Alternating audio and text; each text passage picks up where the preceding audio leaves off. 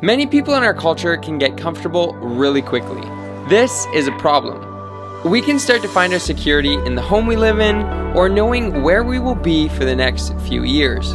However, not everyone chooses to live like this. I met a family who decided to always be on the move.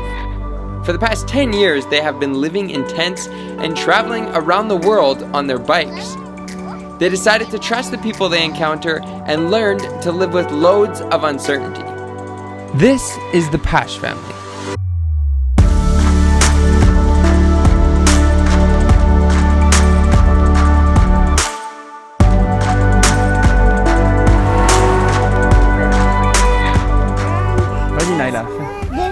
I'm Nyla. I'm 7 years old. This is my little sister Phoebe. She's 3 years old. This is my dad Xavier, and this is my mom Celine. We are from Switzerland and we cycle for the last 10 years around the world. And we have 2 daughters. They were born on the way in Malaysia. We cycle through about 40 countries. Our idea was to go and discover the world and explore the world and to learn about different cultures and way of living. And I think that we left with this idea, and on the way we became nomad. So it became more than just a journey, it became a way of life.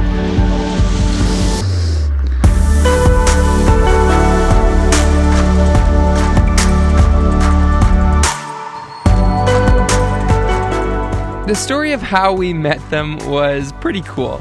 My mom does a good job at telling it. Nice. Okay, so coming back from our trip, our family trip summer trip to Banff. And we were coming back through to Saskatchewan through Drumheller. And we were climbing up, of course there's hills in Drumheller, climbing up this huge hill with our motorhome. By the time we get to the top, we see this in the distance. I see this family riding bikes. So mom, dad, 2 kids. They're pulling a little trailer behind them. It looked like they had all their stuff with them. And I said, okay, I speak to Jerome. Our son Jerome was driving the motorhome at the time. And I said, okay, we have got to turn around and meet this family or talk to them. By the time it was, at least 15 minutes that we had passed them, I take the time to Google up cycling family in Canada, and up pops this family, and I said, there was a picture and it looked exactly like the family that we passed by. I'm like, oh my goodness, they tour the world, this family. It's gotta be them.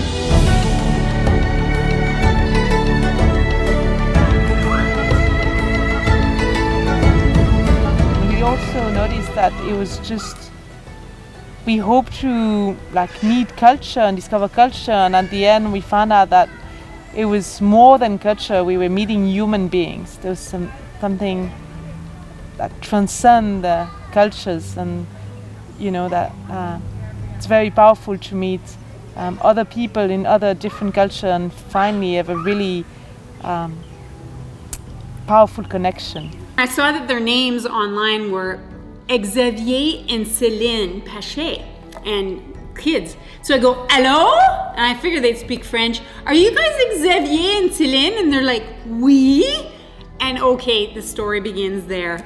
For me, one of the highest blessing maybe will be to be together as a family and to see our daughter growing all the time, and we don't miss any part of their life. And I think to be together, it's very important for us, and it's why we would like to keep going.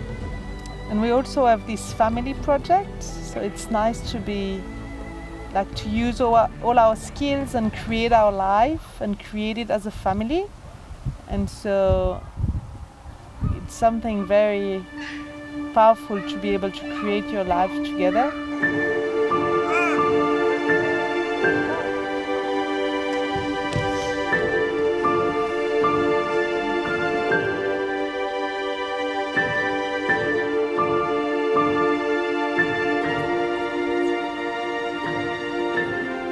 The day we left, it was a big challenge because we left to the unknown. We didn't know where we left. We knew the road, we knew the ID, but it was a very new life.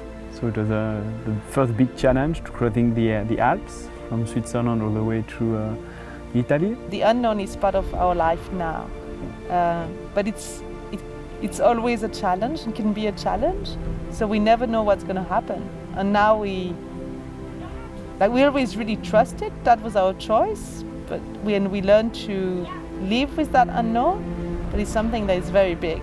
Like imagine not knowing where you'd sleep when you have a 5-month-old baby with you. So it's a big trust. A lot of people think there's a lot of things that happen to us all the time, and it's true. There's a lot of challenges in this life.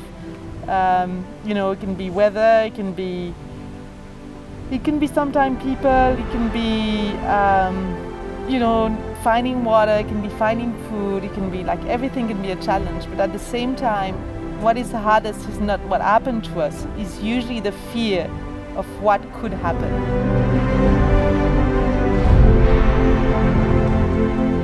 So the fear are always present because there's always something to be, you know, always something that could happen.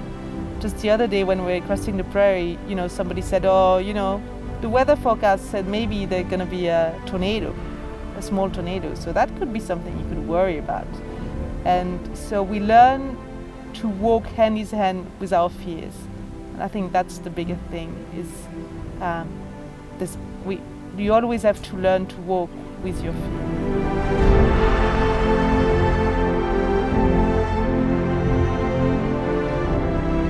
Because there's always bad days.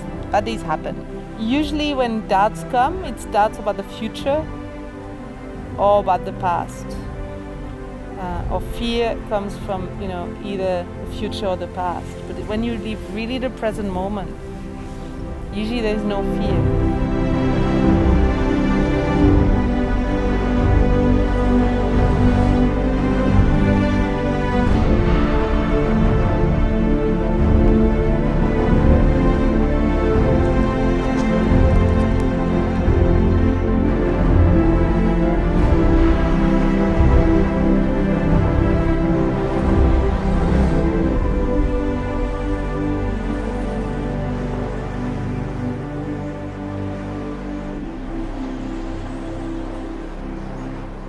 Okay, they just left. It's actually so sad.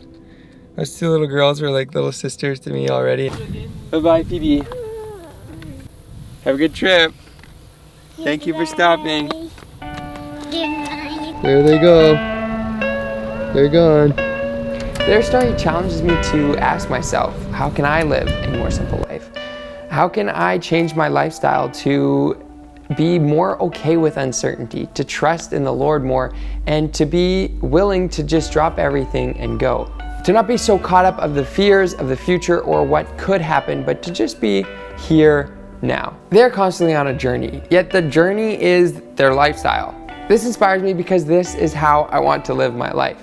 It is good to have the mindset of life being a journey and allowing the Lord to transform you along the way, because life really is a pilgrimage. I'm so glad I was able to introduce you guys to this amazing family. The time we had with them in the summer was so special, and it was honestly really hard to say goodbye.